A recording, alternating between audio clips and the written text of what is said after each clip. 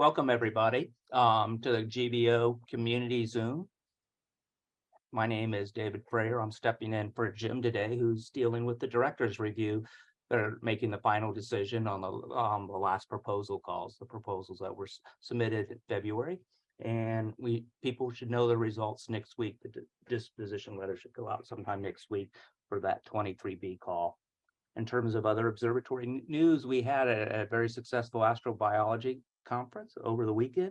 Those talks will be posted online sometime in the near future. So if you want to learn about oxygen in the early atmosphere of the Earth, there was a lot of interesting presentations over the weekend. The RU summer students, they're going to start arriving later this week or next week. I think the first couple are coming. So we're getting the full swing of summer type activities here with lots of student groups. And I'm going to hand it over to Jay, who will introduce our speaker. So Jay, take it away. Thanks very much. Our speaker today is Tierra Candelaria from New Mexico Tech, and she'll be presenting us a talk on hot ammonia in the central kiloparsec of the Milky Way. Let me remind everyone that the questions can be submitted through the Q&A box at the lower right of your screen, and we'll take them at the end of the talk. Go ahead, Tierra, it's all yours. Great, thank you, Jay. Hi, everyone. My name is Tierra Candelaria, and I'm a PhD candidate at New Mexico Tech. My advisors are Dave Meyer and Jürgen Ott from NMT and NRAO. So today I want to talk about hot ammonia in the central parsec of the Milky Way. So the Milky Way, the Galactic Center is about 8.1 kiloparsecs from the sun. And this region that I'm going to define to be the central molecular zone, I'm going to define it to be all the way out to 500 parsecs of the galaxy. And I'll get to why I'm defining it that far out in a minute. So this region contains about 10% of the total molecular gas in the entire galaxy. And this region is very hot, very dense, and very turbulent. So compared to other regions like the disk of our galaxy, this is considered to be an extreme environment. So part of my goal for this project is to determine how hot these temperatures are and to try and understand the source of heating. So I have three main data sets, and these are going to be the first two taken with the Green Bank telescope. These are from 2018 and 2020. We cover a frequency range of about 26 to 40 gigahertz or Ka band. And these resolutions, we have about a 20 arc second, or at these frequencies, we have about a 20 arc second resolution. So for the 2014 data, this was data chosen from the Mills and Morris 2013 paper. And these are some more well-known sources such as SAGB2, the BRIC, or the 20 and 50 kilometer per second cloud. And then the 2020 data that was chosen from a previously accepted ALMA proposal. Data from there was chosen based on the temperature of the 2.2 to 4.4 ammonia temperature maps.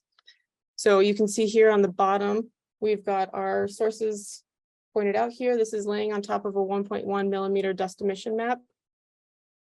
And you can see these three sources way out here. This is going to be our bonniest clump 2. And this is the reason I'm defining the central molecular zone to be all the way out to 500 parsecs, because we wanted to include these sources, and they are out to about 450 parsecs. The other data set we have that's going to cover a little bit different different transitions. This is going to be from the survey for Water and Ammonia in the Galactic Center, which is covering the central 3 degrees in K band. So 42 lines were targeted, 9 of which were the ammonia lines. So we got the 1,1 through 6,6, which are 6 metastable states. And then we also have 3 non-metastable states, which are the 2 to 1, the 3 to 2, and the 4 to 3.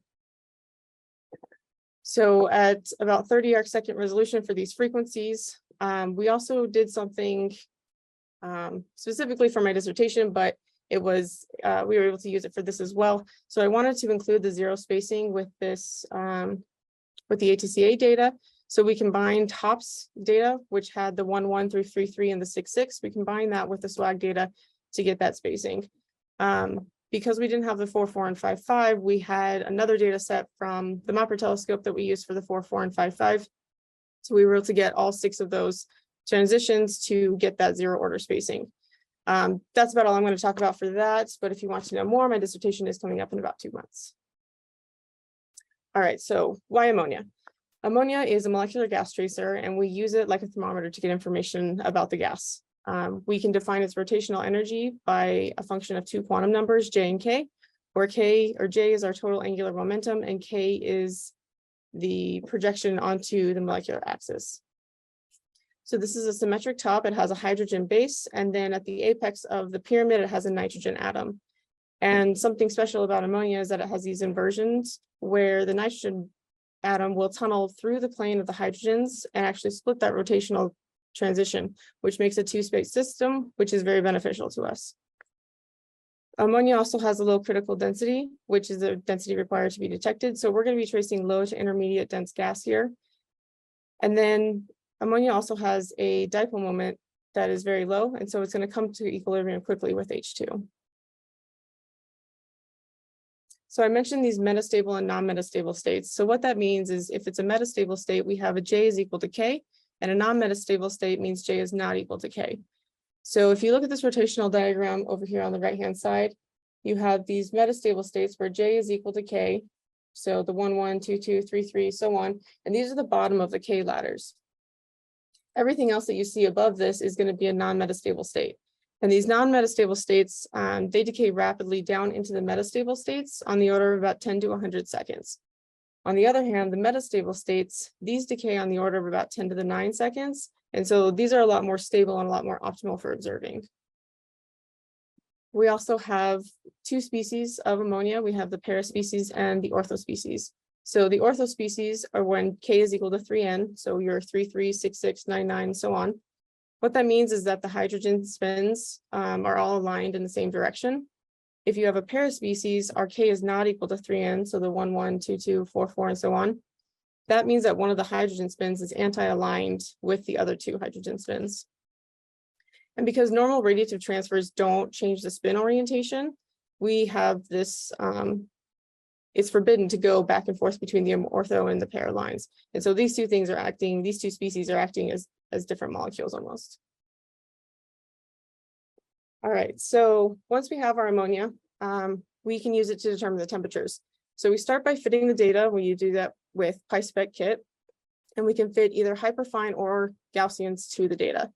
For one source in particular, for this project, we did have to fit hyperfines, and I'll get to that in a second. For everything else, we were able to fit either a single or two velocity component Gaussian. Once we have the data fit, we can take those parameters and calculate the column density, which we can use to create population diagrams or Boltzmann plots. I have an example of those here on the right-hand side. But first, let's talk about the spectra. So the spectra here, we have the GBT spectra on the left-hand side and what I'm calling the SWAPS data, which is a combination of swag and hops. That is going to be on the right-hand side. So the first thing to look at is with the Bonius clump 2.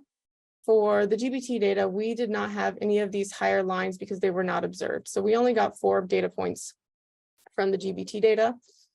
For the SWAPS data, swag actually didn't go out to include the Bonia clumps. However, hops did. And so we got the 1, 1 through 3, 3 from the hops, as well as the 6, 6, which at least just gave us 4 points for these three sources. Additionally, M1.32 over here, we also did not have enough time to get the last tuning for this position. And so we were not able to get anything higher than the 1111 as, for this source. And then another thing to mention is that we've got M0.11. This source did not have any of the lower lines observed in the 2014 data. And so we actually went back to Mills and Morris 2013 and took their 8.8 and 9.9, which is why this resolution is so different compared to the others. M0.48 was the position I wanted to talk about for the hyperfine splitting. That's this one here. And you can see, especially down here in the 1, 1, this hyperfine splitting. So we did need to fit that. Fitting it with a single Gaussian was not sufficient. So we fit it for these 3 lines, but not for the upper lines. And then the last thing to discuss is the multiple velocity components. So for some of these, you can see, for example, this is the brick here. This has 2 velocity components that we wanted to take into account. When we did that, we decided to treat them as separate sources. And so the peak one would be source A, and the peak B would be, or second peak would be peak 2. So you'll see that in a couple plots later on where we have 2 different Boltzmann plots for one position. Okay, so let's go back to those Boltzmann plots. So what I did initially, so on the right-hand side, these are my first attempt at fitting these lines. And what I've seen in the literature previously has been typically that people have the lower lines or people have had the upper lines, and it fit a single component to the data sets. So here, that's what I attempted, was just trying to fit one line to the swaps data and then one line to the GBT data. However, when doing that, we actually need to consider the contribution to the column density from both a cold and a hot component. And so while in general, the GBT lines are going to contribute to the hot component and the swaps lines are going to contribute to the cold component, we don't actually know where this division applies, and we don't know how much is being contributed to which component. So what we did was we said we wanted to try a new technique where we did a joint fit rather than a single component. And that makes sure that the lower lines know that the upper lines exist and the upper lines know that the lower lines exist. So what we did was we took this equation. I promise it's the only equation I'm going to show. And we have a contribution coming from the hot component and a contribution coming from the cold component. We sum those to get the total column density for each of these transitions. So when we fit these with that, we get something that looks more like this, where we've got this bend in our fit happening around the 3.3-ish to the 6.6.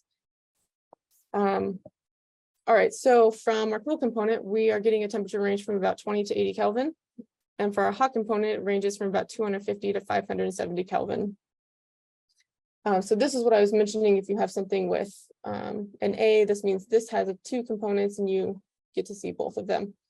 There are a couple of places where we had just upper limits that we were able to calculate, but that was only in a couple of places. So I just mentioned this bend, and somewhere around the 3.3 to a 6.6, and that kind of makes us question how much is coming from those quote upper swaps lines and how much is contributing to that hot component. Another question you might be asking yourself is, if that bend is happening near the 3.3, should we be fitting 2 components to the swaps data alone, and then in addition, the GBT data? So this is something I'm actually looking at for my dissertation, is trying to decide for those lower lines whether or not one component is fitting better or 2 components. So again, welcome to my dissertation if you are interested in learning more about that. All right, so I just want to cover a couple correlations or lack thereof between the temperature, some source locations, line widths, and the gas fractions. So looking at the source location, I did projected galactocentric radius versus the rotational temperature, and then galactic longitude versus the rotational temperature. So I did the projected galactocentric radius, which I think can be a little misleading sometimes because of how you calculate it. So I went ahead and did the galactic longitude. Because we only have 20 sources, this is going to be pretty difficult to make any sort of statistically significant conclusions from. But there are some things worth, I guess, paying attention to. So for example, in this galactic longitude map, you see, or I guess if you squint your eyes, you may be able to see a decrease here that increases slightly here. Well, this dip here is closer to Sag A star. And so does that make a difference? I'm not sure this map is going to be able to tell us that quite yet. When we look at the line widths, I've got 3 different line widths plotted here. I have the thermal line widths in green, the non-thermal in red, and the observed in blue. So as we would expect, the thermal line widths are pretty low. And those are definitely, we're not looking at thermal line widths. When you look at the observed versus the non-thermal, they're pretty close to each other. We can see that the observed line widths are in fact non-thermal. But in general, you don't see a trend between the rotational temperature and the line widths. At least we don't have an R-squared value that is statistically significant.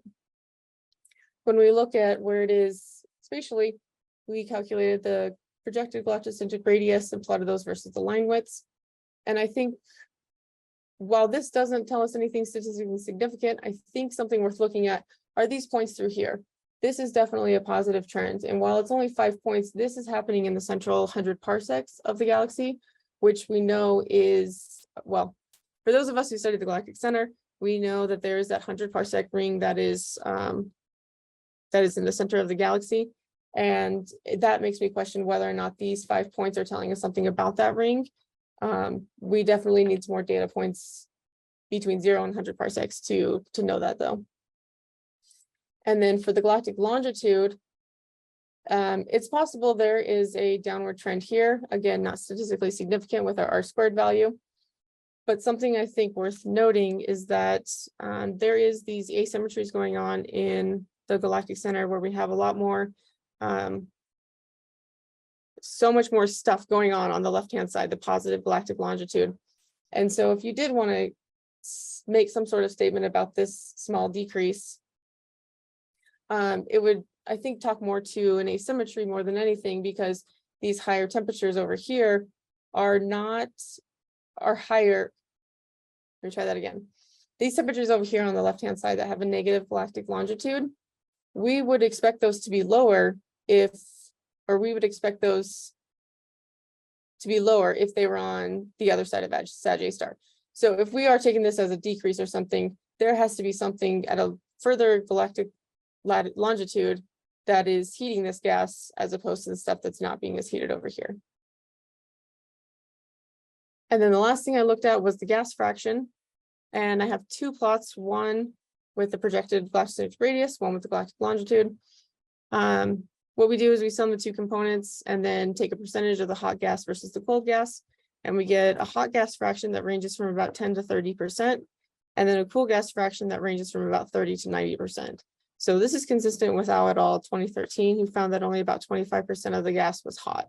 And so that is consistent, which is reassuring. In both of these, you might be able to argue downward slopes, especially in the hot components here. Again, not statistically significant with our R² value. So I think what we're getting from all of these plots is that we definitely need more data, which I think is what we're all hoping for. With my dissertation, I am looking at the lower lines, the 1, 1 through 6, 6. And so being able to look at that wide scale structure, I'm hoping might shed a little bit of light on what's happening in some of these plots and give us an idea of, we can see things on a smaller scale versus a large scale that I'm doing for my dissertation. So with that, I'll take any questions that anyone has. Thanks very much. Let me remind everyone that this session is being recorded and will be available for viewing on the Green Bank Observatory website within a few days. And now, if you have questions, please submit them through the Q&A box on the lower part of your screen. And I'll start off by asking one that occurred to me. What is generally thought to be the heating source for these molecular clouds? That's a great question. And that's actually something that's still fairly debated. Right now, I think the leading thought is that it's turbulence. However, turbulence is a bit of a secondary source, if you'd call it that way, because what's causing the turbulence, right? Cosmic rays are also another favored, but that's dependent on where the cosmic rays are coming from and if there's a source of cosmic rays. But cosmic rays and turbulence are the 2 leading causes that are thought to be the leading causes. And you were showing some connection between the line width, which is proportional to the turbulence, and distance from Sag A star. Right. Mm-hmm. So the idea is that would be could be driving it, or possibly. I'm hoping I can answer that question in my dissertation. And what is the sort of mass of these molecular clouds? Oh, that's a great question that I don't think I can answer off the top of my head. Okay. Here we have a question coming in. Could magnetic fields couple to heat the gas? That's definitely a possibility. Not something I'm super up on. But I do know that that has been something that I've read in the literature. And do you have any information on the ionization state within the clouds? Like the ionization rates? Yes, for example, yes. Yeah. Yes, I do. So I actually went through, and I didn't discuss it here, partly because I'm still not sure what it's telling me, but I went and followed what Au et al. 2013 did when they suggested temperatures and predicted an ionization rate. I went and did that with my temperatures and found ionization rates to be similar. However, when you use those to look at heating rates, I find heating rates that are significantly higher than what we would have expected otherwise.